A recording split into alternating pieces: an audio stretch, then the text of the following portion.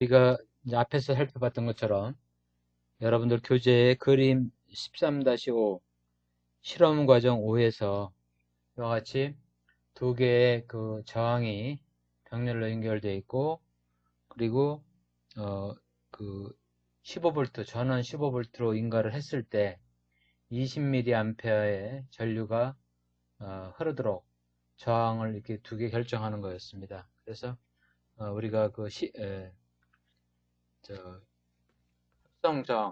합성 저항을 계산을 해서 그 1kΩ과 3.3kΩ을 우리 주어진 저항에서 병렬을 했을 때 15V 인가 시에 20mA가 흐를 수 있는 그 대략 750ohm이 흐르게 되면, 우리가 20mA를 15V로 나누게 되면 이 R1과 R2의 합성 저항이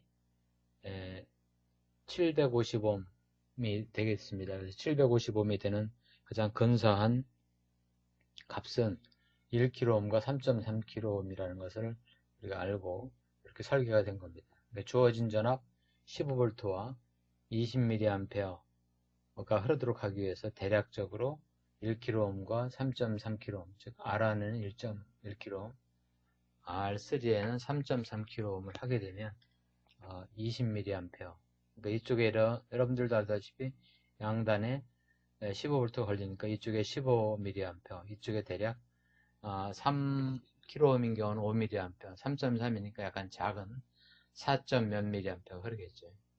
그래서 한번 실제 그렇게 되는지를 실험을 해서 여러분들이 이렇게 전류계가 이렇게 좀 직렬력이 되어 있는 겁니다. 극성을 따져서 하려고 하다 보니까 꼬여있지만 플러스에서 나와서 플러스로 들어가고 전류계로 들어가서 이렇게 회로 전체와 직렬로 연결되어 있는 것을 확인할 수가 있습니다. 자, 그럼 모의 실험을 해보겠습니다. 예. 여기 보면 15V가 지금 인가가 되고 있습니다. 양단에 15V 인가가 되어 있으니까 2kg, 그리고 합성 전류는 19.5mA. 그러니까 3.3kΩ 쪽에는 15V가 인가가 되더라도 그 4.5mA가 흐르는 거죠. 4.5mA. 4.5mA가 흐르고, 그 다음에 1kΩ 쪽으로는 그 15mA가 흐르는 거죠. 그래서 15 나누기 3.3 하게 되면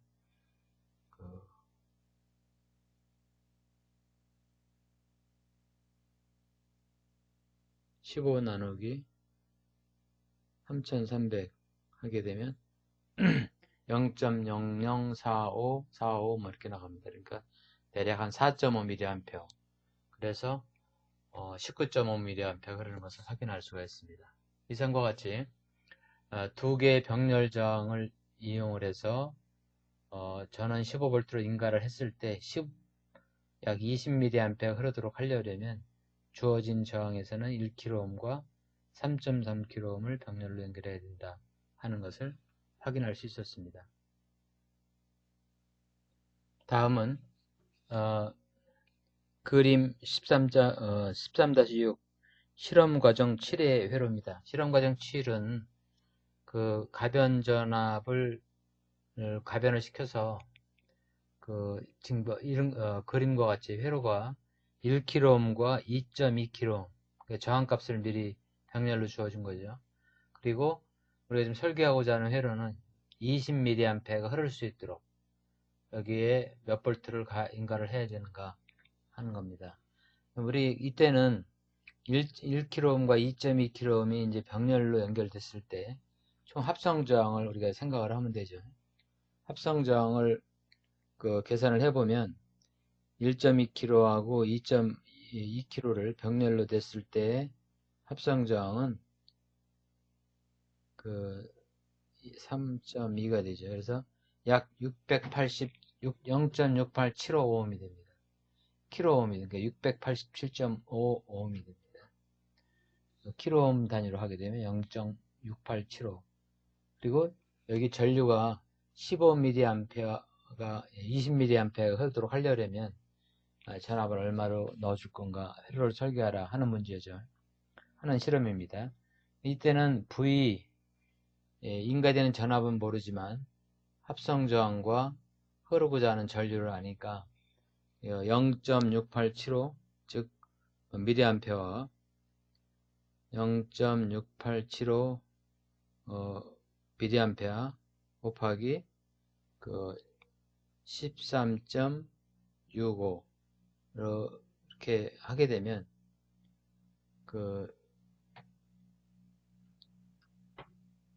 저기 0.687호 저항이 0.687kΩ이고 그리고 흐르려고 하는 전류가 20mA죠. 그러면 약 13.75가 되네요. 13.75 1kΩ과 2.2kΩ이 병렬로 연결되게 되면 2.2 나누기 3.2가 되죠. 0.687호 곱하기 여기에 흐르고자 하는 전류가 20mA 13.75 볼트가 나오는데 13.75 그래서 13.75를 13.65가 아니라 13.75로 변경을 하겠습니다. 13.75 그래야지 20mA가 흐르니까 13.75를 공급을 해주고 여기에도 13.75 볼트 이렇게 하겠습니다. 그래서 주어진 저항과 그 다음에 흐르려고 하는 전류가 정해져 있으니까 공급되는 전압은 우리 오음의 법칙의 이용을 의해서 V는 이꼬로 RI가 되죠. 그래서 13.75 전압을 인가를 시킵니다. 자, 그랬을 때 과연 여기에 2mA가 20mA가 흐르는가 하는 것을 확인해 볼 필요가 있겠죠. 모의 실험을 시작하겠습니다. 네, 13.75V를 이 띵커캐드에서는 정확히 공급을 해줄 수가 없어서 13.8V가 공급이 됐네요. 13.8V 중지를 시키고 13. 이게 소수점 두째짜리까지는 공급이 안 되니까 14.8V로 조정을 해서 다시 모의 실험을 하겠습니다. 그러니까 정확하게 20.1mA가 흐릅니다. 근데 실제 이제 여러분들이 실험을 하면 1kΩ이나 2.2kΩ이 우리 실험책에 있는 대로 5%의 공짜를 갖기 때문에 이거의 값보다는 플러스 마이너스 5%만큼 실제 값은 달라지기 때문에 그만큼 이제 오차가 더 커질 수 있겠죠. 우리가 설계한 이론 값은 정확히 20mA가 흘러야 되는데 실제로는 그거보다는 저항의 오차 범위만큼 이제 값이 변화할 수 있게 되겠습니다. 그것을 감안해서 우리가 설계를 해야 되겠죠. 네. 여기서는 여러분들 그 교재에 실험과정 8번과 9번, 여러분들 교재 108쪽에 실험과정 8번과 9번 실험 회로가 설계한 회로가 되겠습니다. 여기서의 회로의 설계 조건은 3개의 가지, 즉, 이 R1, R2, R3 3개의 가지가 있는데, 여기에 9mA, 첫 번째 가지는 9mA, 여기에 4mA, 여기에 2mA, 즉, 9대 4대 2 전류가 합치면 15mA가 되도록 설계하는 것이었습니다. 자, 그래서 이때 이제 우리가,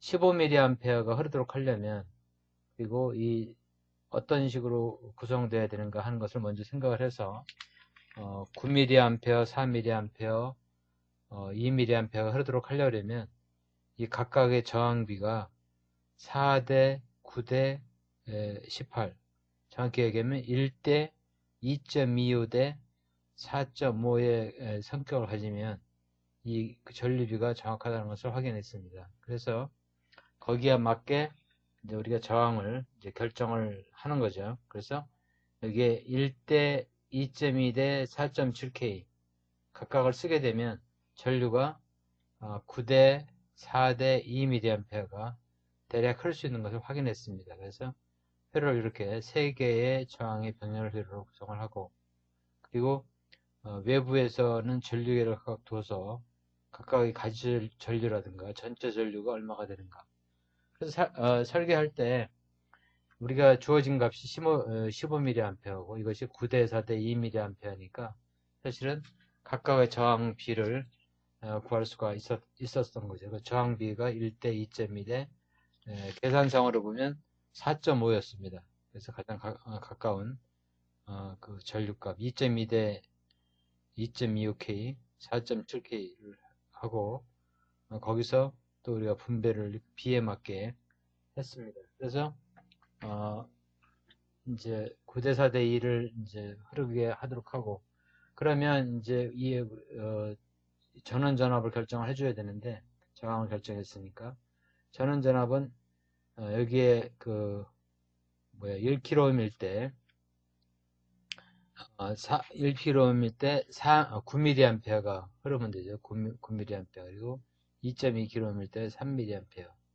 4.7kg, kΩ인 경우에는 2mA가 흐르도록 해주면 되는데, 그래서 하기 위해서는 9V가 액인가야 된다는 걸 확인할 수 있었습니다. 1kΩ일 때 양단에 걸리는 전압은 9V이기 때문에 9A라는 걸 확인할 수 있었습니다. 자, 그러면 보이 실험을 한번 해보겠습니다.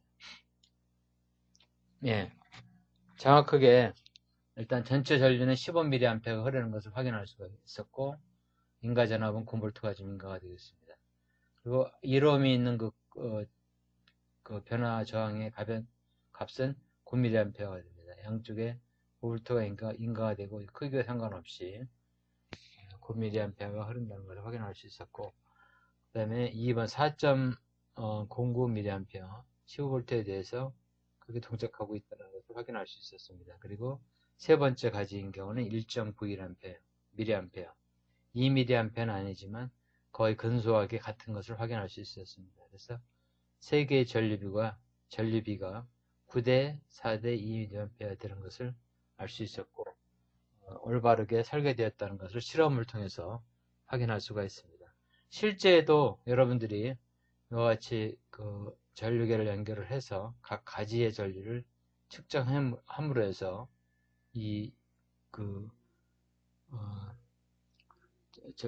키르호페 전류 법칙이라든가 이것을 곧바로 우리가 실험을 통해서도 확인할 수 있었습니다. 이상입니다.